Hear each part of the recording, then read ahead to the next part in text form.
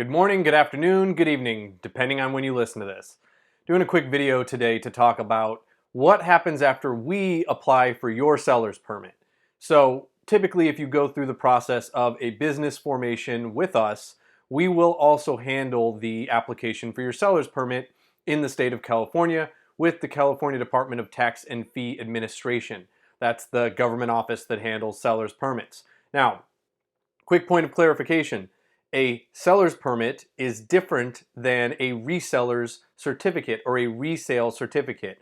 A resale certificate is really just a one-page document that outlines a few of the things that come from your seller's permit, including the seller's permit number, what you're selling, and what you're buying wholesale, because that's what a resale certificate is for. It's for purchasing things at wholesale and avoiding paying sales tax at that wholesale purchase, because you will be passing the sales tax on to your customers when they purchase. So, going back to the seller's permit.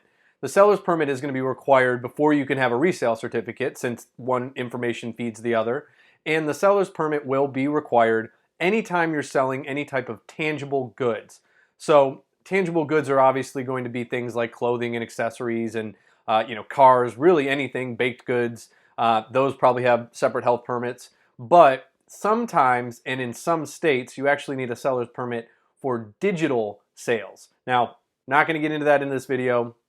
Talking about what actually happens from a practical perspective with the seller's permit application. And the important thing to mention about that, and the purpose of this video, is that when we apply for a seller's permit, or whoever applies for a seller's permit for you or your business, there's going to be a couple of steps, and only some of those steps are steps that we are involved with. So, when we apply, we will gather all the information we gather for your business, whatever we're forming for you. We submit all that information. We're going to need funky things like what's your merchant processing, who's your supplier, things like that. We will apply for your seller's permit. Once we've done so, we get a confirmation number, and then that confirmation number is all that we actually have. We'll have a confirmation page that we can print and that confirmation number, but then they will actually send you a follow-up notice that contains a PIN or a code. And that PIN is going to be what you actually use to then log into the California Department of Tax and Fee Administration to then report any of your sales and pay your sales tax under your seller's permit. Now, that follow-up notice that they send you typically is the confirmation of your seller's permit. Once in a while, we will get the seller's permit when we apply, but most often what will happen is we get the confirmation number, and then they send you that follow-up. You take that PIN code, and then typically our clients work with their CPA to then go through that portal, get set up on there, because the CPA is going to be the one ultimately taking your finances, reporting the sales, and helping you pay your sales tax.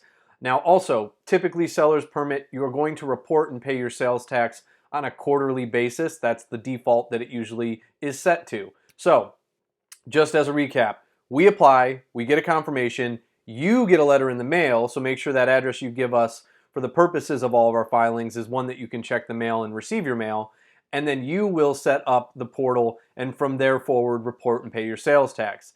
Now, there are other types of seller's permit type things. If you're a business that's not based in California and you want to use a shipping center in California, you might actually need a certificate of registration use tax. That's a different type of filing, but don't worry yourself about that.